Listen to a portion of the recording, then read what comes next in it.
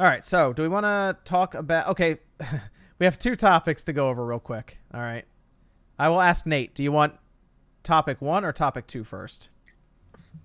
Oh God. Can I get the subject matter of each topic before I No. choose?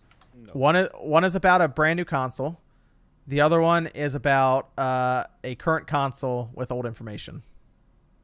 Okay, that means topic two is about the original Switch, and topic one is about the KFC PC. So which one do you want to talk about? Let's go with the original Switch concept because the KFC PC is just a ridiculous idea. I kind of want one though. You don't need to keep your chicken warm with your computer. Yeah, I do. Wasn't the plan. Okay. Okay. So the original Switch concept, this leaked out from that GigaLeak stuff, and it had people very interested because it seemed that Nintendo was going to go in a slightly different direction than what we ended up with the Switch, to where it was going to be apparently a smaller device, one that was even smaller than the Switch Lite. And from what I was reading into, it almost felt more like a successor to the 3DS or the Vita than a hybrid system with the Switch. It would be a portable system that just had the ability to project to a TV, because you would still hold it while you were sitting there playing and use it. Like back Yeah, in it the was day like a when we reverse Wii U situation. It was a Miracast. like back in the day when we if anyone ever had those where you'd plug your PSP into your TV, you I had have those that, cables, you still had to hold the PSP to play, right? But it was on your TV. It was gonna be like that, but without that wire, basically.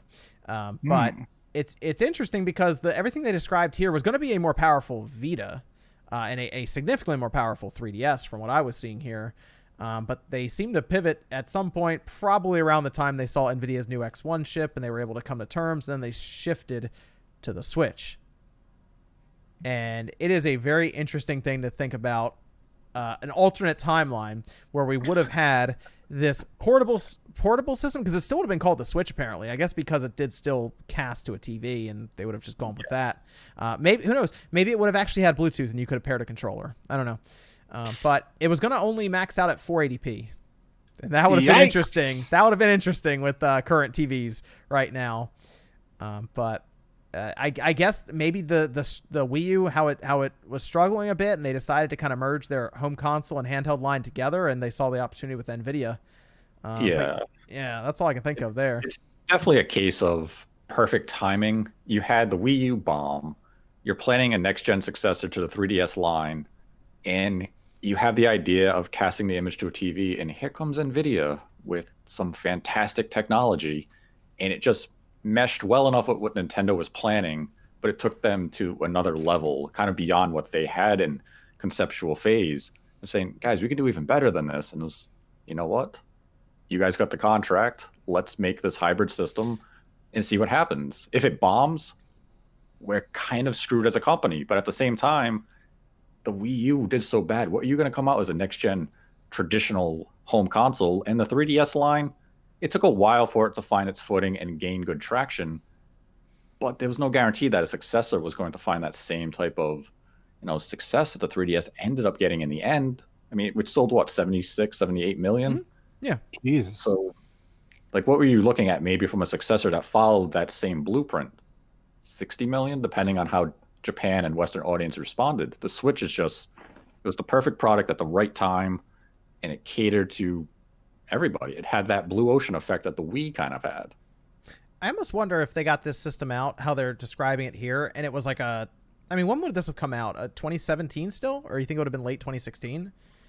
I think it would have been 20. I think they would have got it out earlier than what the Switch was out. Yeah. If it's what they described here, and they would have definitely marketed it completely different. They would just this is because it's supposed to have Spot Pass, Street Pass, like it was supposed to have all those features that 3DS 3DS has, backwards compatibility. but it would get all the games from Nintendo's divisions, and I think that was the biggest thing. I think it would have probably been successful. I don't know if it'd been as successful as the Switch, but it would have definitely been successful because that was one of the major problems with the Wii U. It's I was covering content back then, and whenever there'd be a Nintendo Direct, look at all these 3DS games. Where's the games for Wii U? Game comes for you. 3DS fans would be like, "Where's my game?" And it's like, what? 3DS already has a ton of stuff, so it was always that back and forth. So if they made everything for one system, it definitely would have done. It would have done well because it would have had all Nintendo's games on there. But Yeah. how well is a who knows, you know. So I'm thinking if they got this out in like 2016, even, it probably would have come out as, based on the specs they're describing, probably like a $200 system. It wouldn't have been, I don't think, Wow. the $300 Switch, because just the specs they were describing here, and Yeah. the fact that it doesn't need Joy-Con controllers with it or a dock or any of these other things. I think it would have just been a cheaper system. And I mean, if it's a direct successor to the Vita at $200 basically, and the 3DS, I mean, it probably would have done okay. The 3DS launched at kind of a high price, if I remember too, when it first came out, because they had to cut that price down. $250. Yeah. It launched at $250. So then they had to cut it to $179 within the first. It was quick. It was quick. End of the year, yeah. By the end of the year, almost end of summer, end of the year, they cut it down to $179. So. Yeah, because they gave people the Game Boy Advance games that are awesome. Now you look for those, you're like, where's that really expensive 3DS from back in the day? But I don't know. You know what? I almost wonder if that's what their plan was for handheld. What was the plan for after the Wii U then? Probably at that state, they probably didn't have a plan even in mind, because that system bombed literally by January. So 3 months after it launched, the system was already in. It was a disaster.